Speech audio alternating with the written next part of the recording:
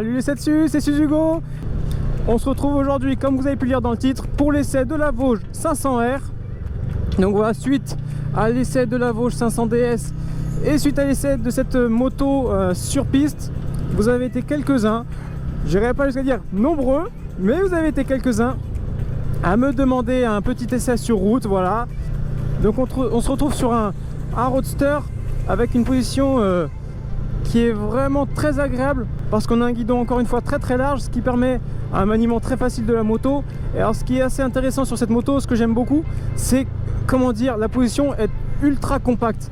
On a je trouve les bras vachement rapprochés du buste.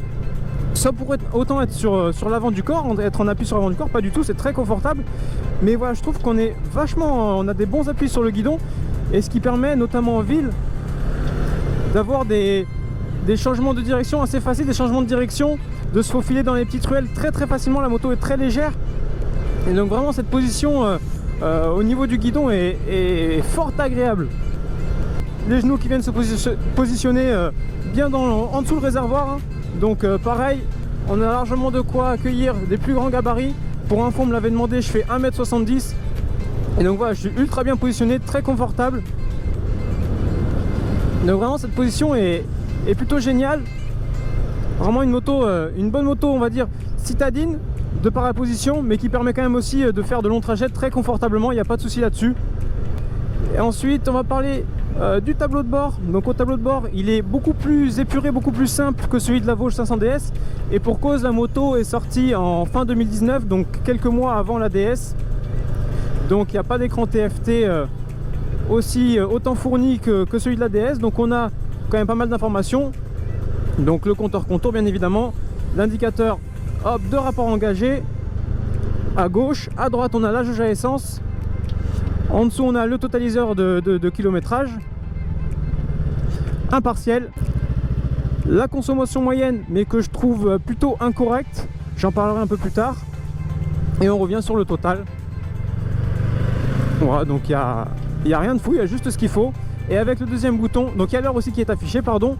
Et avec le second bouton à droite, on peut changer la couleur du tableau de bord. Alors, je ne sais pas si ça rendra bien à la caméra.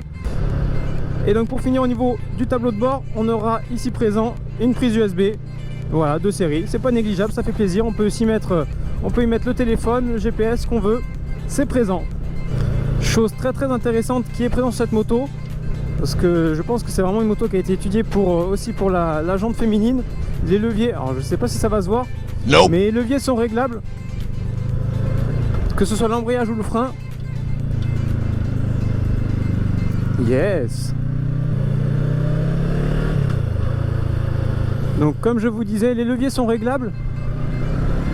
Donc pour les petites mains de ces mesdames, je peux vous dire que ça leur fait plaisir. Concernant le moteur, donc par rapport, on est quasiment donc sur le même moteur que la 500 DS. Et par rapport à ce que j'avais dit, notamment dans les points négatifs du moteur qui concernaient donc l'allonge, et ben j'ai résolu le problème en y mettant un pignon, effectivement, un pignon de sortie de boîte. Merci très cher. Un pignon de sortie de boîte avec une dent supplémentaire. Et c'est vrai qu'effectivement, je sens la différence, je sens l'amélioration. Donc c'est à dire que honnêtement, j'ai pas perdu, je ressens pas du tout la perte en accélération, sachant que la moto est aussi plus légère que la 500 DS de quelques kilos. Donc on a quand même une accélération qui reste toujours aussi franche, toujours aussi agréable. Et en plus de ça, on gagne effectivement de la longe.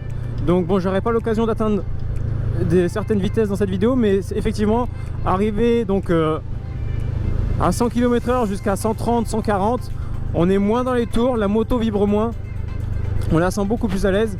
Et voilà, ce qui n'est pas négligeable, c'est qu'on perd rien, enfin on ressent vraiment pas la perte en accélération. Le moteur est toujours aussi vif, les montées en régime sont toujours aussi nerveuses. Voilà, vraiment le moteur très joueur, très nerveux, hein. Donc on arrive toujours à dépasser avec facilité, et ça régale. Vraiment, on se régale avec cette moto.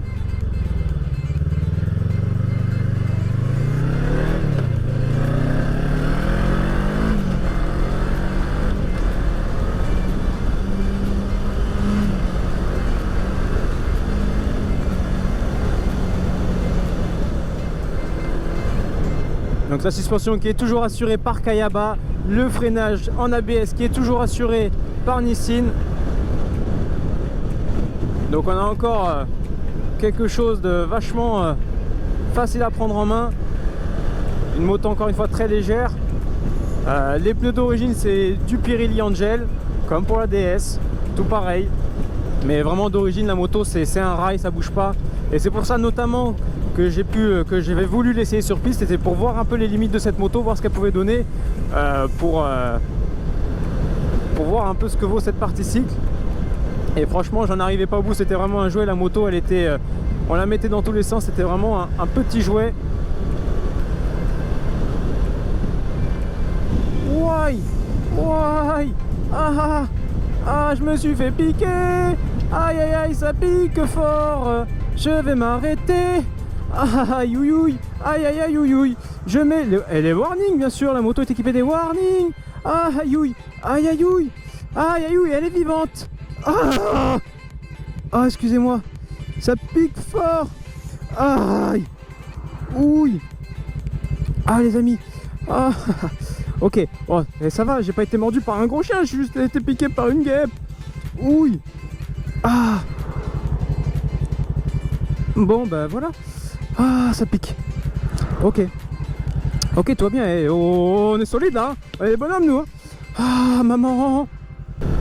Mon dieu, bon allez c'est bon. C'est passé, ça chauffe un peu mais ça va. Donc on était où? Je sais plus. Et si nous parlions consommation maintenant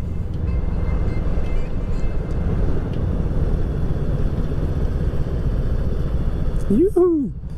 Pour la consommation, donc comme je vous disais, il y a la consommation moyenne qui est affichée au tableau de bord, mais je la trouve pas du tout précise, enfin pas du tout correcte.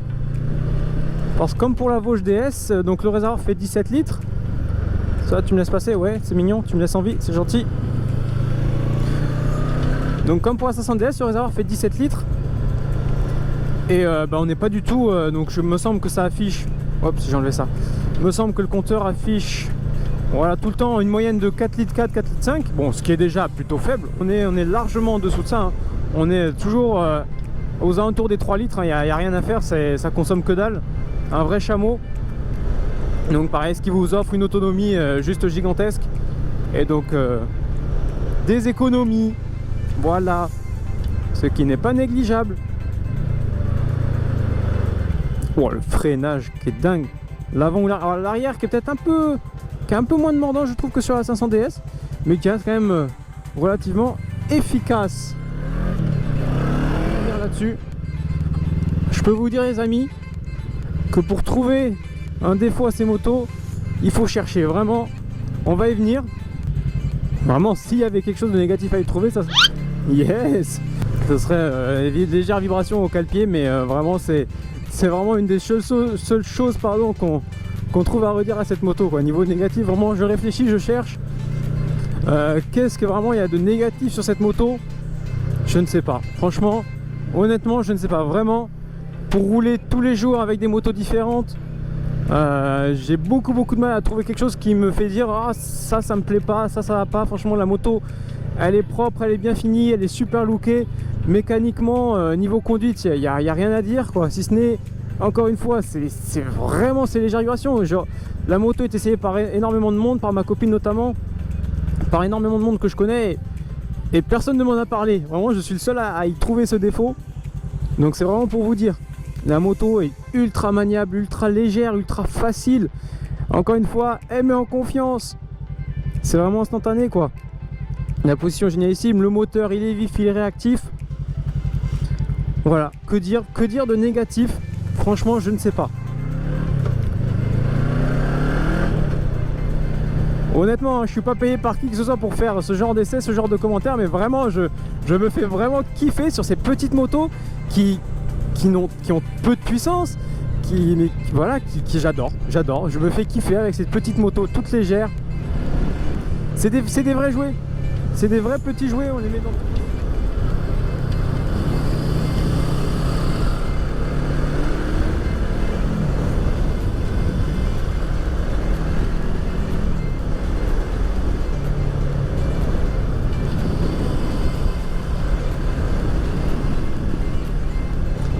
vrai petit jouet, je l'adore, un vrai petit jouet. Bon, sur ce les amis, j'ai certainement oublié d'en dire. Donc si vous avez des questions, n'hésitez pas à les laisser dans les commentaires. N'hésitez pas non plus à faire comme les 112 à peu près personnes avant vous, c'est-à-dire vous abonner à la chaîne, ça ferait plaisir. Et à lâcher le petit pouce en l'air, ça aussi ça fait plaisir. Voilà, donc c'est tout pour moi. Vraiment une moto que j'adore. Tchuss.